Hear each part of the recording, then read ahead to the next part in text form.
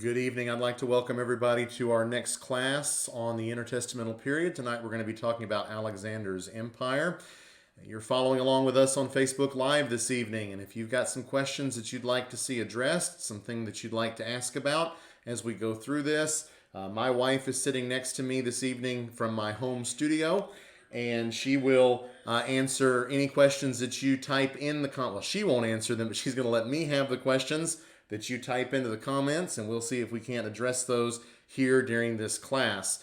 The intertestamental period, Alexander's empire. If you were here with us last week, you know that we talked about the Jews under Persian rule. What we're doing in this part of the class is we're going through the historical outline. We really have to do that because the history of the period is just something we're not familiar with.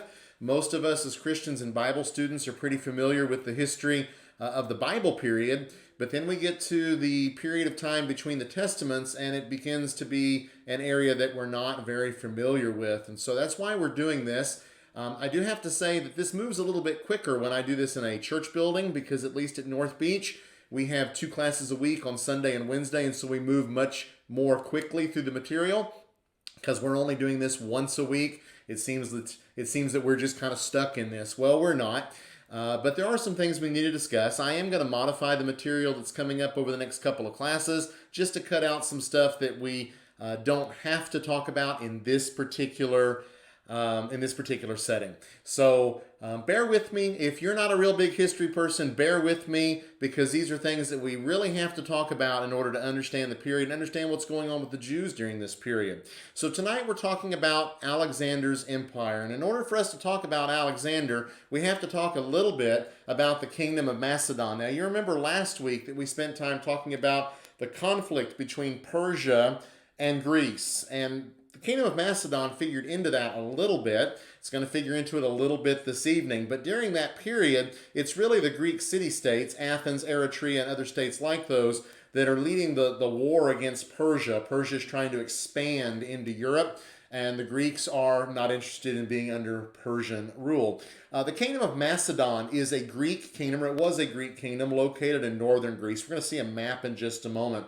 This particular kingdom, Macedon, was absorbed into the Persian Empire briefly under Darius I. And we did talk about that in the class last week. Now, although it was absorbed briefly into the Persian Empire, it was able to regain its independence under King Alexander I. Now, if you're looking at that name, King Alexander I, and you're thinking that's Alexander the Great, it actually isn't. It's a different Alexander. But this Alexander, Alexander I, is able to reassert Macedon's independence, and it's able to once again be an independent kingdom. Now, the kingdom of Macedon is also interesting because it had a different political culture than most of the rest of Greece. In most of Greece, there were the city-states, the polis as they were called, but in Macedon it was different. In Macedon there was a kingdom, one of the other city-states, or one of the other cities, if you will, in Greece that had that form of government was Sparta. Sparta had a kingdom as well. Actually, Sparta had 2 kings. It had a dual monarchy, but most of the rest of Greece had a city-state. We are usually accustomed to thinking about democracy arising in Athens, in that city-state environment. Macedon's different. Macedon does not have a city-state, they have a kingdom. And so they're going to function differently than the city-states in the rest of Greece. So Alexander I regains Macedon's independence from the Persian Empire.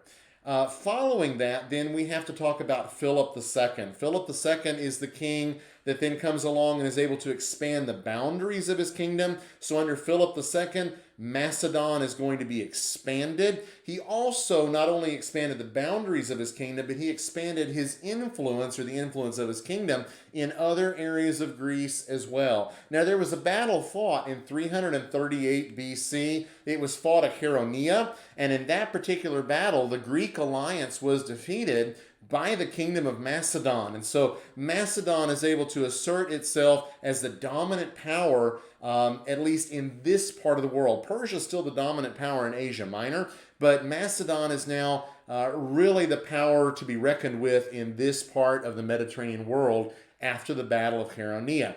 Now, Philip II, that's a great victory from him. Philip decides that he's going to expand his kingdom even farther. He wants to invade Persia, but unfortunately for Philip II, he's murdered while he's making those plans. And so Philip II is not able to actually invade Persia. He's murdered, but his son, Alexander III, who we know as the Great, then becomes king in his place. And it's going to be Alexander III who is going to carry out the plans that his father had been preparing for in invading Persia. All right, I promised you a map. Let's go ahead and pull up that map. Again, we're going to have credits at the end of this where a lot of these maps have come from, the Map Archive. They've been very, very good at letting me use these in these presentations. These are really very good maps. There'll be a link at the end of the class if you want to look them up and use some of their maps in your Bible classes as well.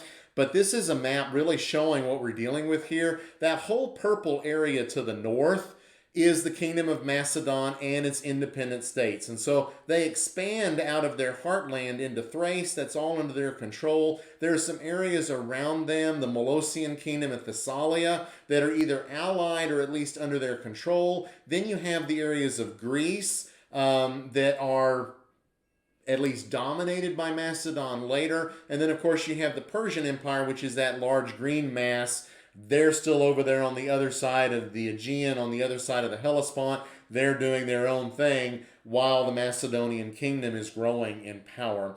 Another slide to share with you. This is a photograph of the ruins of Pella. Pella was the capital of the kingdom of Macedon. And so there are some ruins that are there. If you happen to be in that part of Greece, you can go and see those. Also in this area of Macedon, we have the town, the town of Aegae. In Aegae, there's this tumulus tomb. That's that hill that you see there in the picture. If you look real careful down here in the right corner, I'm going to put a red dot on that. You can see that there's some stone there. That's the entrance. This whole structure, this whole hill is a tomb. This is the tomb of the Macedonian kings. And inside there, then you have the entrance to the tomb of Philip II. We also have some artifacts from his tomb. We have his burial crown and also his coffin. And if you're looking at that and saying, oh, that's such a pretty color, well, it is, because it's gold, okay? So the kingdom of Macedon was a wealthy kingdom. It's going to become even more wealthy under Alexander the Great. So that's Philip II. He's murdered.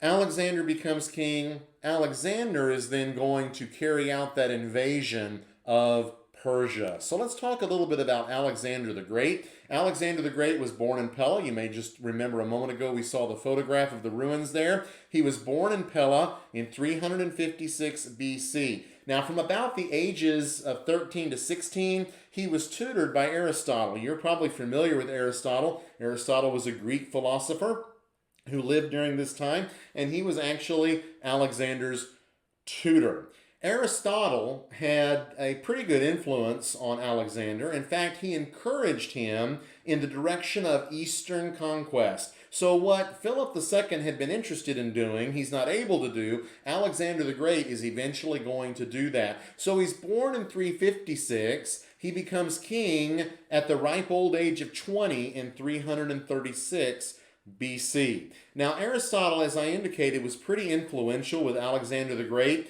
Aristotle is supposed to have told Alexander that he was to be a leader to the Greeks and a despot to the barbarians. He was to look after the former as after friends and relatives, and to deal with the latter as with beasts or plants. Now, I want you just to note this.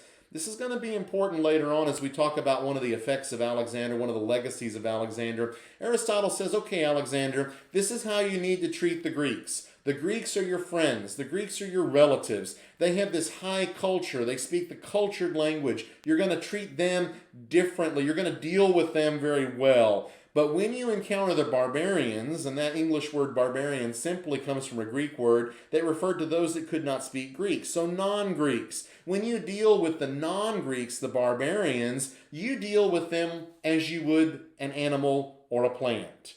In other words, Greeks are higher than anyone else. Sometimes we think that our country and our society is the first society to struggle with racism. Racism was alive and well in Alexander the Great's empire, at least at the beginning, at least with the attitudes that Aristotle tried to instill in him. The Greeks were superior in all aspects. And so Alexander needed to remember that, according to Aristotle, as he got ready to make that Eastern conquest. Our next slide I wanted to share with y'all. This is a Roman copy of a Greek original from a sculptor whose name was Lysippus. Now, Lysippus was the personal sculptor to Alexander. This is a Roman copy, but it's based on that Greek original. What I think is interesting about this time frame is that when we start getting to the period of the Greek Empire, Alexander's empire, and later, we get sculptures that are realistic, that are lifelike. And so when we have Lysippus here who is making, he knew Alexander. He's making a sculpture of Alexander. When we look at that sculpture that he makes, when we look at that statue that he makes, we really get an idea for what Alexander looked like. We talk about people in the Old Testament in the Bible. We look at someone like David or someone like Solomon. We don't know what any of those men looked like. But when we get into this period of time, we get some realistic depictions. And so we can, if you will, put a face to a name. So, what does Alexander do? Well, he had been planning to invade. That was his goal. Aristotle had been pushing him in that direction. Philip II his father had wanted to do that before he was murdered. So Alexander is able to get things going in 334 BC. So he begins this invasion of Asia Minor. That's the part of the Persian Empire that's going to be just across the Hellespont, just across the Aegean. So that's where he's going to invade first. He starts the invasion in 334 BC. That's 2 years after becoming king. Alexander is now 22 years old. He begins that invasion by throwing a spear into Asian soil and proclaiming that he accepted Asia as a gift from the gods. And so he does this act, if you will, so that those who are around him, so that his army will at least ostensibly believe that Alexander thinks that all of Asia has been given to him by the gods. Of course, those are the Greek gods that we'd be talking about. The first major battle that's fought is the Battle of the Granicus River. In that battle, the Persians are defeated. Alexander is then able to continue on. He marches on Sardis, which was the Persian capital of the area. He doesn't even have to besiege the city. The city of Sardis surrenders. Well, that's good for Alexander, probably good for the people in Sardis as well. From there, Alexander then marches to Gordium, and Alexander there undoes the Gordian knot by cutting it apart with a sword. Well, there was a legend in this area, the legend of the Gordian knot, and that legend stated that only a future king of Asia would be able to solve by untying the knot. Alexander comes along, and he's not going to be deterred by this. He draws his sword and just cuts it. That solves the issue of the Gordian knot, and of course, the legend being what it is, that reinforces the idea, I suppose, in some folks' minds, that he's going to be the ruler of Asia. Well, in that year, 334, he spends his winter campaigning only in Asia Minor. He doesn't go any farther than that. He needs to consolidate where he's at before he can move on. That's what he does during the winter. Let's pull up a map of this part of the world. Just point out some things. There are some red circles on this map. The first of those is up here on the left side. That's the location of the Battle of the Granicus River. Our other location, we see Sardis down here. We're probably familiar with that if we're Bible students, because we know that Sardis figures into the Bible story in the New Testament. And then Gordian is way up here in the central part of Asia Minor. He's going to spend his time campaigning in this area before he then moves on in the following year. So let's talk about the next year then. That would be 333 BC. Alexander is then ready to continue his invasion. He continues by invading Palestine and Syria. He defeats Darius III at the Battle of Issus. We're going to look at that in just a moment at the map as well. This is another battle that's significant. The Persians are defeated here. Alexander is victorious. Darius has to flee the field. Alexander then captures a large treasure, as well as Darius's wife, 2 daughters, and his mother. So Darius flees in such a hurry that he's not even able to get his wife, his daughters, and his mother off the field. And so Alexander captures them as well. Let's pull up that map again. We saw those locations earlier. Now our next location on the map, it's right down here, this red circle, marking the location for the Battle of Issus in 333. That battle was fought on a river. We're going to see a picture of that in just a moment. But it was fought on a river very close to the shoreline. And so that would affect some of their battle tactics. This was a very famous battle in the ancient world. It is depicted on this mosaic that was located or was uncovered in the ruins of Pompeii. And this mosaic is now housed in the National Archaeological Museum in Naples. This was found on the floor of a house, and it depicts that battle. And of course, if you look at that, you've already seen a close-in of that because I've used that a couple of times, but you have Alexander over here on his horse, presumably Bucephalus, and then you have Darius III over here in his chariot, and that's the scene from the battle. So this was a battle scene. It was a battle that was famous in the ancient world. The Romans were people that respected military leaders, and so you can picture how Alexander the Great would have figured into their imagination. Let's pull up another photograph. This is a photograph of the Pinarus. That was the ancient name. The modern name is Payas River, and that's located in modern Turkey, and it's very close to the seashore. And so the Battle of Issus is fought along this river. Issus is a nearby village, or it was a nearby village at the time, and so the battle takes the name of the village, but it's actually fought here along the river. After defeating Darius at Issus, Alexander then continues down, moving into Syria, Palestine, and he arrives in 332 at Tyre, and he begins a siege of Tyre that's going to last 7 months. Tyre in the ancient world was actually two cities. There was a city on the mainland, and there was a city on the island offshore. Alexander is able to besiege the city on the mainland and is able to capture that city. But the island city is more problematic. How in the world are you going to besiege a city who's got walls right up to the edge of the ocean? Well, Alexander was not to be deterred, and so he spent time, 7 months of it, building a causeway to reach the island city.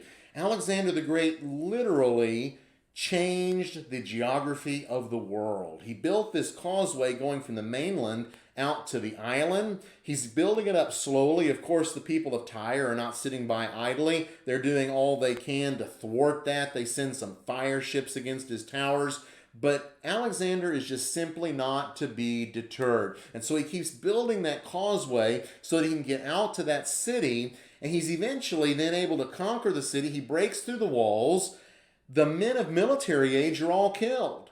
And the women and children are sold into slavery. Alexander is none too happy to have been delayed here at Tyre. He is used to, up to this point in time, of a quick succession of victories. And the fact that he has to spend 7 months at Tyre makes him none too happy. And that's probably why he reacted the way he did to the people living inside the city of Tyre. All right, let's pull up that map again. We already saw the red circle up here that's Issus, the location of Issus.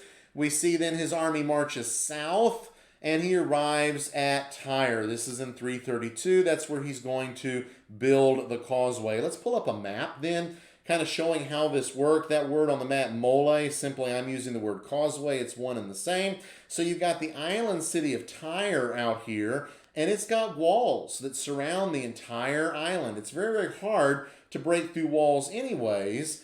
So Alexander is over here building this causeway that's going to go across the ocean. It's going to span that. And remember, he's doing that while being attacked by the people of Tyre. Well, interestingly enough, when they finally conquer the city, they don't conquer it along the causeway. They're actually able to break through the walls down here and enter the city in that way. Let's pull up another, not a map this time, but actually a photograph. This is taken from Google Maps, and this is a photograph, an aerial view, a satellite view of what Tyre looks like today. The island, the original island, is this area out here. This landmass that goes in this direction kind of looks like a neck. That's actually the causeway that Alexander built. And over time, it has been silted up. Over time, people have added to that so that the original causeway was certainly not that wide. People are now living on what had at one time been the ocean. So when I say that Alexander literally changed geography, that's absolutely true when it comes to the city of Tyre. The red circle down here in the bottom represents, that just shows us where the ruins of Roman Tyre were located. This over here looks like, to me at least from the satellite photo, is modern city. This is all modern city. These are the ruins that have been preserved and excavated there on what had been the island. So Alexander's able to conquer Tyre. That's pretty significant because the Phoenicians are a sea power, and as a sea power, they control the ocean. So they're big competitors with the Greeks and with the Macedonians, and so you need to get rid of the Phoenicians, or you need to get them under control so they don't have access to that fleet. I might remind you that back when Persia invaded Greece, they had a fleet. Their fleet was primarily composed of Phoenician ships, and so Alexander is able to remove this threat. All right, let's continue on, watching how he moves forward. In 332, he then begins the invasion of Egypt. If you're not paying too close attention to the dates, note that the dates are moving very quickly along. Alexander is conquering very, very quickly. After Tyre fell, most other coastal cities surrendered. Not all of them, but most of them did. Not hard to figure out why that was. After all, after watching what he did to Tyre, they knew if they didn't surrender, they knew what would happen to them. Alexander sends a delegation, actually he goes himself to Jerusalem, and Jerusalem opens its gates in surrender. Now Josephus tells us that the Jews, specifically the high priest, showed Alexander Daniel's prophecy, very likely chapter 8. Okay, and if you're not familiar with chapter 8 in the book of Daniel, I just encourage you to go read that when this class is over with this evening. But likely what he would have shown, what the high priest would have shown Alexander, was Daniel chapter 8. This is what Josephus says about this. This is from his book Antiquities of the Jews, book 11, sections 337 through 339. And when the book of Daniel was showed him, that's Alexander, wherein Daniel declared that one of the Greeks should destroy the empire of the Persians, he supposed that himself was the person intended. And as he was then glad, he dismissed the multitude for the present. But the next day he called them to him and bade them ask what favors they pleased of him. Whereupon the high priest desired that they might enjoy the laws of their forefathers, might pay no tribute on the 7th year. He granted all they desired. And when they entreated him that he would permit the Jews in Babylon and Media to enjoy their own laws also, he willingly promised to do hereafter what they desired. And when he said to the multitude that if any of them would enlist themselves in his army on this condition, that they should continue under the law of their forefathers and live according to them, he was willing to take them with them. Many were ready to accompany him in his wars. So just note from this, first of all, he's shown Daniel, probably chapter 8, that's what I would assume, where there's talk about the fact that there is going to be a Greek who's going to destroy Persia. That's exactly what Daniel chapter 8 talks about. Alexander likes that. That sounds pretty good to him. So he is now open and amenable to the Jewish request. The Jewish request from the high priest is that the Jews be allowed to follow their laws, even under his rule, and that the Jews in Babylon and Media have the same right. Now, at this point in time, Alexander hasn't even conquered that area, and yet he's willing to say that the Jews in that area are going to have the same rights as well. Finally, then, Alexander says, if you've got some folks here that are willing to serve in my army, I'll let them live according to their laws as well. And there are Jews that join Alexander's army. Sometimes we tend to think in history that the Jews just all kind of stayed in their little place and did their own little thing. What we find is that the Jews were willing to serve as mercenaries in other armies. They did in Alexander's army. We see them later in history as well, and we'll return to that in this class. So Jerusalem opens its gates. Jerusalem is not besieged. Jerusalem, there's no warfare there. They're given rights. They're very amenable to that. At this point in time, if the Jews had to assess what life is going to be like under the Greeks, they would probably assess it as to be a pretty good deal. Not anything they need to be worried about. Well, Alexander then has secured Jerusalem, and he's able to then continue on in his attacks towards Egypt. He gets to Egypt, and interestingly, when he gets there, the Egyptians welcome him as a liberator. They've had a series, I suppose, of bad rulers. And when Alexander the Great comes, the Egyptians say, finally, we've got somebody who's going to liberate us from these Persian rulers who have been over us. So they welcome him as a liberator. Alexander then founds the city of Alexandria. This is Alexandria in Egypt. This is a significant city. And we will come back to this city not only later in this class, but also in this study. So he founds the city of Alexandria in Egypt. The Egyptians declare that he's the son of the god Ammon, which idea Alexander supported, at least in Egypt. Now, that wouldn't have been very popular with the Macedonians, but, if it works to keep the Egyptians happy, I'm willing to let that happen. There isn't any indication that he actually believed that, and there certainly isn't any indication that immediately he began to proclaim that to other people. But if the Egyptians want to say that about me, that's fine. All right, let's pull up one more map. Again, we see Jerusalem up there. Again, that's a place we're all familiar with if we're Bible students. Jerusalem is up here. Jerusalem surrenders. They open their gates. Alexander then continues down into Egypt and is able to conquer this territory. The city of Alexandria is founded out here on the seacoast. We'll pull up our next slide, which is a map of the ancient city of Alexandria. Might just point out a couple of things here. The green on the map represents the ancient landmass. Alexander then has this area, if you will. That's where the city is located. Then over here is an island, Pharos. If I can keep my red dot, there we go. Pharos Island. And then another island out in the harbor is the Pharos Lighthouse, the Lighthouse of Alexandria. This was one of the the wonders of the ancient world, I should say. Alexandria was an important port. It would remain an important port harbor for a very long time. Over time, of course, if you look, you see all this white area. Over time, the coastline expands, it silts up, and now what had been the island of Pharos and where the lighthouse was located are now actually all joined to the mainland. But that's the city of Alexandria. It's an important city in the ancient world. It's going to be an important city later when we talk about the Septuagint. It's going to be an important city then even when we get into the New Testament period. Alexandria would be a center of Jewish life for a very long time. So Alexander has now, at this point in time, conquered Asia Minor. He's come down the coast, conquering the Phoenicians. Judea submits.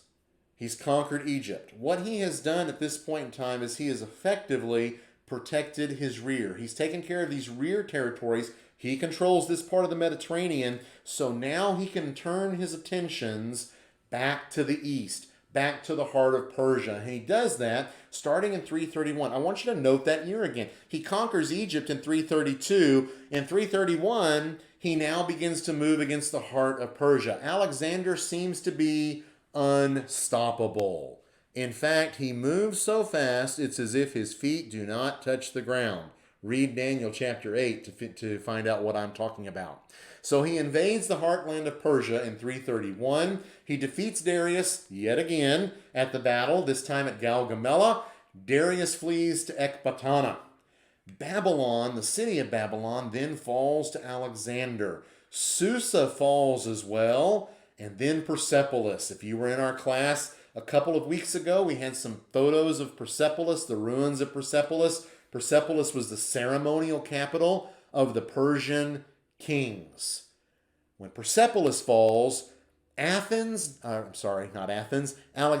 does something that he hadn't really done much of. He conquered Tyre, but when he gets to Persepolis, he loots the city and then he burns the city. And he does that as revenge for the burning of Athens. Remember, when the Persians attacked Athens, the Athenians evacuate the city, the Persians take the city and they burn it. Now Alexander is going to exact revenge for that by burning Persepolis. But it's been a long time since Athens was burned. Memories die slowly in that part of the world. Okay, I do have a question, so I'm going to stop for just a moment before we move on here, because I have a question. This question comes from one of our members, and she asks, I read that the Lighthouse of Alexandria replaced the Ishtar Gate as one of the wonders of the world. That's interesting. I don't know. I don't know whether that's a fact or not, but this individual read that, and so I'm going to take that to be the truth. That when the lighthouse was built, that it replaced the Ishtar Gate as a wonder of the ancient world. It was a lighthouse that was supposed to be very, very tall. It was necessary for the harbor so that ships could come into the harbor so they would know where they were going. And Alexander's personality was such that when he did things, he did them in a big way. And so it would not surprise me that the lighthouse actually replaced one of the other wonders. I guess you could only have 7 at one time, and so that one replaced another one. Good question, good comment. Thank you to the questioner on that. All right, so Persepolis is looted and burned. Darius now has to flee farther. He flees to Bactria, where he is betrayed and murdered by a subordinate in 330 BC. Okay, you have to kind of feel sorry a little bit for Darius. I mean, if we're going to feel sorry for people, right? The guy is defeated constantly. In one of the battles where he's defeated, he loses his wife, he loses his daughters, he loses his mother, he loses his treasures. And now, after fleeing to Bactria, one of his own people betrays him and murders him. Well, at this point in time, you would think that Alexander would say, wow, I've taken all this territory. I've now conquered Persia. Now I can just sit back and rest a little bit. Not Alexander. Alexander then turns his attention even farther east, and in 327, 326 BC, he invades India. Several peoples are defeated in India, but Alexander's army mutinies at the Hyphasis River and refuses to march any farther east. So Alexander would be quite content to add even more territory to his empire, but his army says, you know what? We've been going at this a very long time. The invasion starts in 334 BC. We're now 326 BC. 8 years of marching and fighting, and they've had enough. After 8 years of campaigning since the beginning of this invasion, we're not going to do any more. Now, what's interesting about all of that is, given Alexander's character, I guess the mutiny had to be large enough that Alexander couldn't overrule that by force of will. But he stops. This is where the empire is going to end. So, let's take a look a little bit at Alexander's last years. He arrives back in Susa in 324 BC. So it takes him a couple of years to get back to Persia. We remember Susa. Susa is the city that figures so prominently in the book of Esther. Alexander, many years later, arrives back at Susa. He consolidates the administration of his empire and eventually returns to Babylon in about 323 BC. Now, in June of 323 BC, Alexander contracts a fever and dies. He dies in the palace of Nebuchadnezzar II. He is aged 33. Now, there is an alternate theory concerning the death of Alexander, and that theory is that he was poisoned by one of his generals. And I will tell you, there are historians that are probably pretty convinced in one direction, other historians that are pretty convinced in another direction, and the truth of the matter is, we don't know. He either died of a fever or he died of poisoning. In any case, what Alexander did not do is he did not die in battle. After he died, his body eventually ended up in Alexandria in Egypt. And if you looked carefully at that map a little while ago, there was a marker on the map for his tomb. It remained there up until the Roman period. So that's where he goes back to. He goes back to Egypt. His body goes back to Egypt eventually. It's a long journey to get there. And I don't mean mile-wise. It's a long journey because of the events that are going on. It's going to remain there until the Roman period. But I want you to know that he dies at age 33. Let's take a look at his empire. This map shows the territory that he conquered.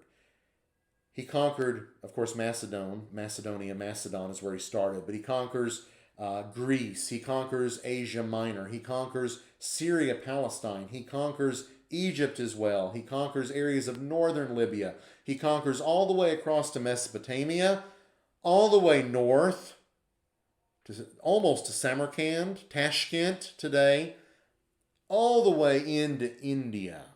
It's an impressive empire, and he builds the empire in 8 years. The truth of the matter is you look at his empire, the only thing that even begins to rival that is Cyrus. Cyrus is able to build that kind of empire as well for the Persians in a very short period. But of course, Alexander was 33 years old when he dies. Let's talk a little bit about his legacy, because for someone who only lived 33 years, he left an incredible legacy for the world. First of all, the first thing we should note about Alexander is he was undefeated militarily. He never lost a battle, ever. In all those 8 years of campaigning, we talked about the big battles that he fought. He didn't lose any battles. Everywhere he went, he won. That might explain why the people in Pompeii, that house in Pompeii, the people that own that, had a mosaic done of the Battle of Issus with Alexander, because they respected that kind of power. The Romans could not even claim that. Alexander was undefeated militarily. He established an extensive empire. In fact, many areas of his empire would remain under Greek Hellenistic rule for another 200 to 300 years, including a Greek kingdom in India. So there would be a kingdom in India that would be Greek in language, that would be Greek in culture. Coins were minted in the Greek language. That's a legacy of Alexander. He also founded cities. In fact, about 20 of those bore his name, including Alexandria in Egypt, which was a city that would be very significant for later Jews and Christians. We'll talk about that later in the class. So there are about 20 cities throughout his empire that bear his name, Alexandria, the most famous of which, of course, is the one in Egypt. Let's talk also, though, about his main legacy, and that is something called Hellenization. Hellenization is a fancy English word. It comes from the Greek word for the Greeks, which is Hellene, or Hellenikos. And Hellenization involves the spread of Greek language and culture. Remember Aristotle? Remember the quote we talked about at the very beginning of this class when we talked about Alexander the Great? Aristotle said, when you deal with the Greeks, treat them like friends and family. When you deal with the barbarians, those non-Greek speaking people, treat them like animals and plants. Hellenization involved the spread of Greek language and culture. In fact, what the Greeks thought was that Greek language and culture was considered superior in all respects in comparison to all others. You were not a cultured person if you did not adopt Greek language. You were not a cultured person if you did not adopt Greek culture. Greek language, all things Greek, were superior in all ways. Well, another part of that, at least in Alexander's time, is that there was an attempt at hybridizing Greek and Persian culture. And so here you've got these Greek conquerors, the Macedonians. They're culturally and linguistically Greek. So they conquer these areas. Now they've got all these people that are under their rule that are Persians. Persians are a different ethnic group. They have a different language. So there's this attempt at hybridizing those two things together. Hellenization didn't always involve the complete replacement. What it did was it often involved the mixing of things. And so Hellenization is going to play an important role. In fact, it plays a decisive role for Jews of the intertestamental period. And it's going to be significant long into the Roman period and beyond. If you read the introduction to this Facebook class tonight, I wrote in that introduction, how is it that we find Greek being the language of the New Testament world, the literary language, even if it wasn't necessarily the spoken language? You may notice in the class, I'll pull up this next slide, you may notice in the class that as my graphic for the entire class, I have chosen a Greek text. It's because if I were to classify one of the most significant things that happened during the intertestamental period, it would be that expansion of Greek language and culture and the effect that it would have on the Jews and other peoples. It is not an accident that our New Testaments are written or were written originally in Greek. Not Aramaic, not Persian, not Latin, but Greek.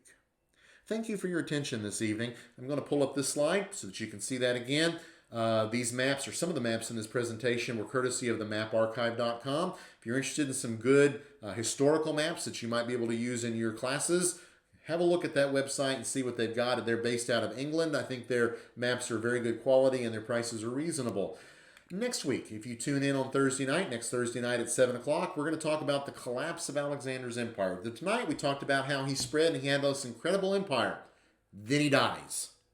What happens after that? That's going to be an important story as then we get into the Jews. Okay, we have another question. Okay, so another question was, did Alexander the Great ever marry? And the answer to that is yes, he did. And we're going to talk about we're going to talk about a couple of his children next week. So tune in for that. Alexander was married. So in addition to all of this conquering, he also had time to get married, and he also fathered a couple of children. All right. Thank you all again for tuning in. If you've got some questions that you think about later, shoot those to me on Facebook. If you're following, you can send a message to the church Facebook page if you don't know where mine is, and I'll get you an answer back to your questions. Wish you all a good evening. You all stay safe and stay well. And good night.